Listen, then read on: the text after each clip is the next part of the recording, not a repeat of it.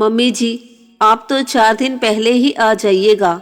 आप ही तो बताएंगी कैसे सारे काम निपटाने हैं। मैं तो वैसे भी सालों से शहर में अकेली रह रही हूँ, ज़्यादा रीति रिवाज जानती नहीं हूँ। हाँ हाँ सुहानी, हम सब समय से आ जाएंगे। सुहानी आज अपनी ससुराल अपने पति सुमित के साथ आई थी। वैसे तो वह सुमित और अपने दोनों बच्चों के साथ में दूसरे शहर में रहती है। शादी के थोड़े साल बाद ही सुमित की एक बढ़िया नौकरी लग गई थी। इसी वजह से उसे ससुराल से दूर अलग अपनी जिंदगी बितानी पड़ी। अब जब भी वो ससुराल आती, ससुराल की जिम्मेदारी पूरी तन्मयता और मन से निभाती थी। आज अपने ससुराल वालों को वो अपने नए घर का न्योता देने आई थी। सुमित, एक बात तो बता, अपने बूढ़े माँ बाप के लिए अलग से कमरा बनवाया है कि नहीं? माँ, कैसी बात कर रही हो? आपके लिए कमरा तो क्या, पूरी एक मंजिल बनवाई है। आप जिस कमरे में रहना चाहे उसी में रह सकती हो। और क्या, आखिर वह घर भी तो मेरे बेटे का ही है, हिस्सा तो मेरा भी बनता है। क्यों सुहानी, मैं सही कह रही हूँ ना? मम्मी जी, चाहे यहाँ हो चाहे वहाँ हो, सब घर आपका ही है। तभी वहाँ ससुर जी आ गए। घर का नाम क्या रखा है सुमित? बाबूजी को जानकर बहुत खुशी होगी। आपका नाम से ही घर का नामकरण किया है।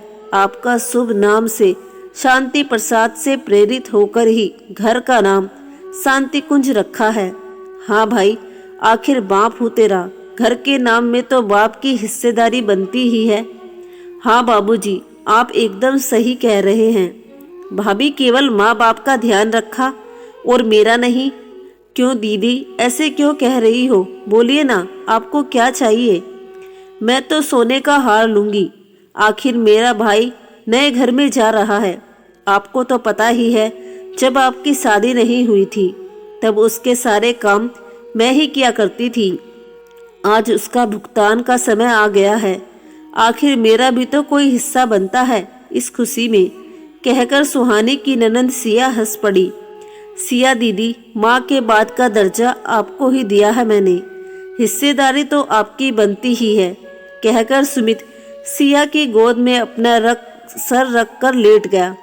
इतने में ही सिया की 15 साल की बेटी जूही दौड़ती, मामा मामा, नए घर पर मेरा क्या हिस्सेदारी होगी? बोल जूही, क्या चाहिए तुझे? जैसे मम्मी के पास रेशम जड़ी का लहंगा है ना, बिल्कुल वैसा ही लहंगा चाहिए मुझे, वह भी सच्चे काम का। बड़े लोगों को हिस्सेदारी मांगते सुनते देख सुहानी को अजीब नहीं लगा, लेकिन 15 साल की जूही के मुंह से ऐसी बातें सुनकर सुहानी चौंक पड़ी। उल्टा सास ससुर और ननंद जूही की इस बात पर इतराने लगे। ओहो मेरी बेटी इतनी बड़ी हो गई है, कहकर सिया जूही की बलैया लेने लगी। आखिर तेरे मामा मामी हैं, तू कहेगी जो देंगे तुझे। सुहानी अपने ससुराल वालों की आदत से वाकिफ थी। शादी के समय भी सास ससुर ननंद सबने एक एक करके अपनी सारी मांगे उसके पिता के सामने रखी थी। ऐसे में सुहानी को उनके इस व्यवहार पर बिल्कुल आश्चर्य नहीं होता था। फिर सुमित का अपने परिवार वालों के लिए इतना प्यार। सुहानी वैसे भी इन मामलों में सुमित के आगे ज़्यादा बोल नहीं पाती थी, पर सुमित की एक बात अच्छी थी, जितना मान सम्मान वो अपने माँ बाप और बहन का करता था, उतना ही पत्नी का भी करता था। अकेले रहने की वजह से सुमित सुहानी के घर के कामों में हमेशा बराबर का हाथ बटाता था। कहीं ना कहीं सुमित के घर वालों को इस बात से बड़ी दिक्कत होती थी। लड़का होकर घर के काम में भागीदारी उन्हें बिल्कुल पसंद नहीं था। तय समय पर सुमित के सभी घर वाले नए घर में रहने के लिए आ गए। सुहानी ने सभी काम बहुत अच्छे से प्रबंध कर रखा था। 24 घंटे का एक नौकर रख रखा था, जिससे काम का बोझ उस पर अकेले ना पड़े। जैसा जैसा सास ससुर ननंद नंदोई और उनकी बेटी ने कहा, वैसा वैसा सुहानी और सुमित ने उन लोगों के लिए किया। सुहानी ने अपना सारा हिसाब लगाते हुए सुमित को टोका भी। सुमित, हमारे बजट से बहुत ऊपर जा रहा है। तुम्हें क्या लगता है, क्या यह सही है? तुम चिंता मत करो सुहानी, माँ बाप की खुशी सबसे बढ़कर है। मैं आगे ओवर टाइम करके सब मैनेज कर लूँगा। अभी मम्मी पापा जैसा चाहते हैं वैसा कर लेते हैं। सुहानी पूरे कार्यक्रम में कहीं कोई नाटक खड़ा नहीं करना चाहती थी, इसलिए जो उसकी सास कहती रही वह वैसा ही करती रही। चाहे सास की बहन का नेग हो, चाहे उनके भाई भौजाई का, चाहे ननंद के सास ससुर का नेग या ननंद के ननंद का, खास हो या दूर हो, हर नेग में जैसा सास ने चाहा सुहानी ने खुशी खुशी सबको पूरा किया।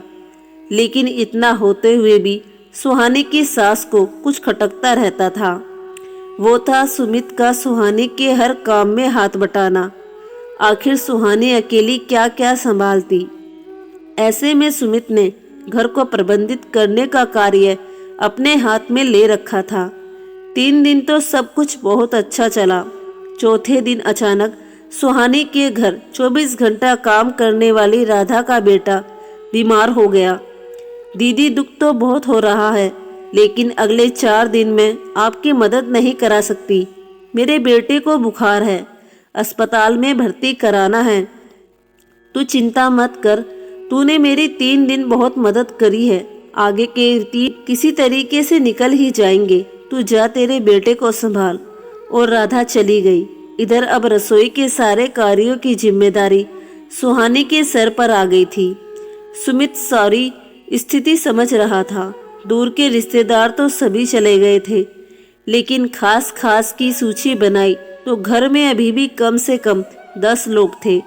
इन 10 लोगों का सुबह से लेकर नाश्ता, खाना पीना, चाय पकौड़े, सैंडविच, किसी की मीठी चाय तो किसी की फीकी चाय, किसी को करेले पसंद नहीं तो कोई आलू को उबाल कर खाता नहीं, किसी को भिंडी लंबी कटी चाहिए तो किसी को टिंडे तो केवल भरवा ही पसंद आते थे।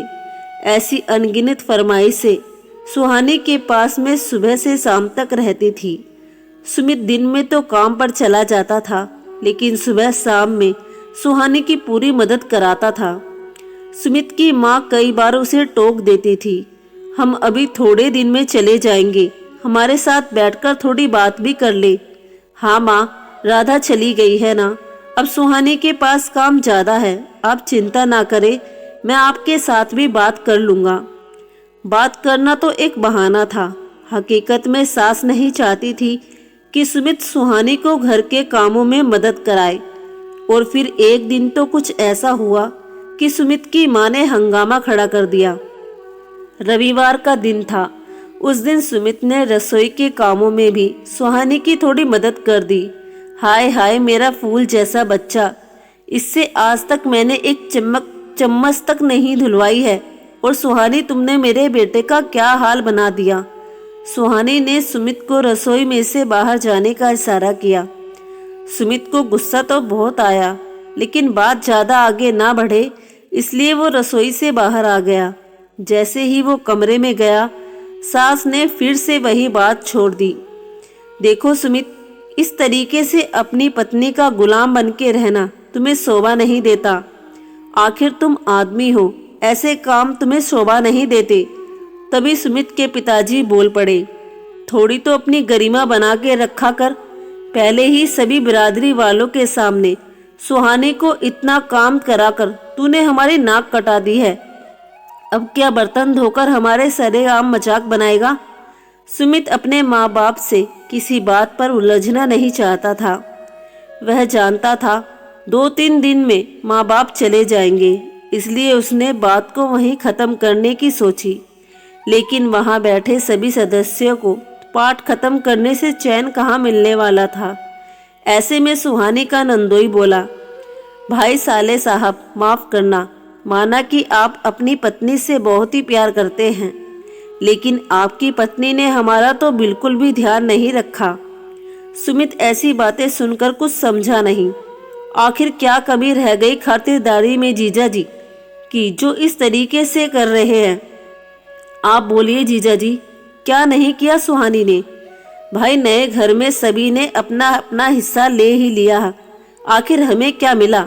हमारे हिस्से में तो एक सोने की चैन बनती थी, लेकिन आप लोगों ने तो मात्र 10,000 देकर हमसे पिंड छुड़ा लिया। हाँ भाई, सोने के हार की बात हुई थी, इतना तो मेरा हिस्सा बनता ही था। लेकिन देख, वजन में कितना कम है ये, भला यह पहनकर मैं कहाँ जाऊंगी। सिया सोने का हार हवा में हिलाते हुए बोली। मामा, वैसे मामी ने मेरे लिए भी मैंने कहा जैसा लहंगा नहीं बनवाया। ये देखिए, बॉर्डर तो कितनी पतली है लहंगे की, पर ठीक ही है, कहकर पिंकी ने मुंह पिचका दिया।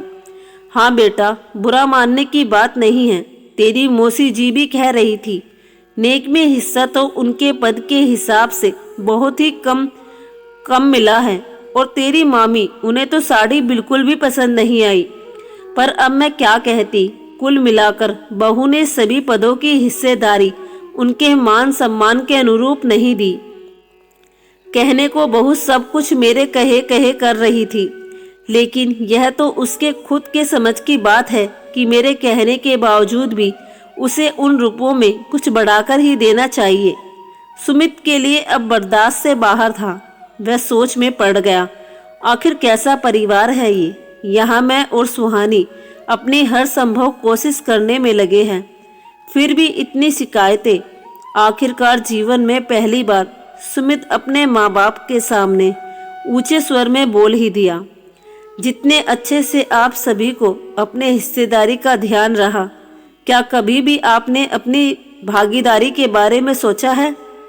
कभी आप में से किसी ने भी सोचा कि सुहानी अकेले ही दिन भर हमारे सारे घर के काम संभालती है?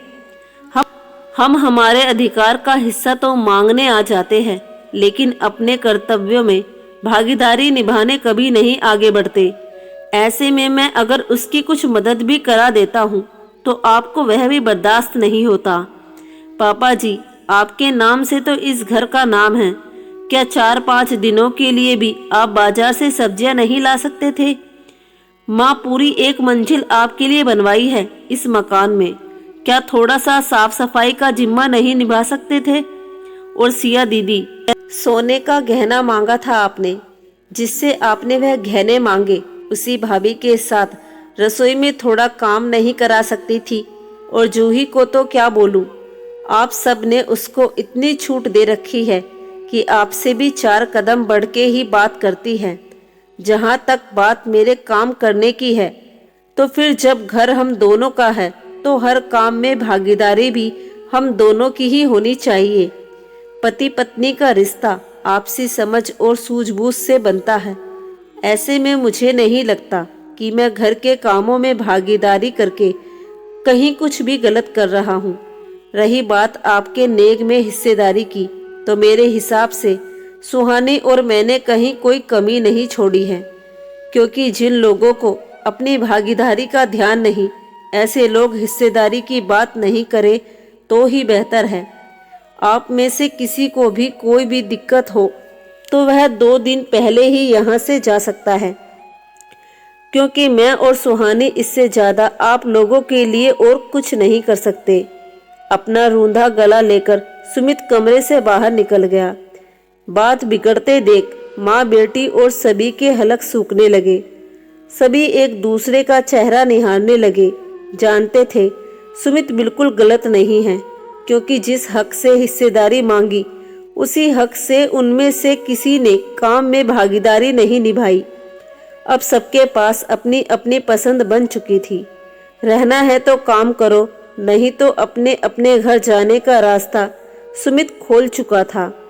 सुमित की माँ को अब समझ में आ चुका था कि अपने श्रवण जैसे बेटे को जवाब देने के लिए उनकी मनमानियों ने मजबूर कर दिया था। शाम से ही सुमित की बहन और उसकी माँ सुहानी के कामों में हाथ बटाने लगी, क्योंकि उन्हें भी अपनी गलती का एहसास हो चुका था और ये इतने अच्छे बेटे और बहू को खोना नहीं चाहते थे। तो दोस्तों, ये कहानी आप लोगों को कैसी लगी कमेंट बॉक्स में लिखकर जरूर बताएं। वीडियो पसंद आई हो तो लाइक करें, शेयर करें और हमारे चैनल अनमोल कहानी राजा को सब्सक्राइब करना ना भूलें। धन्यवाद।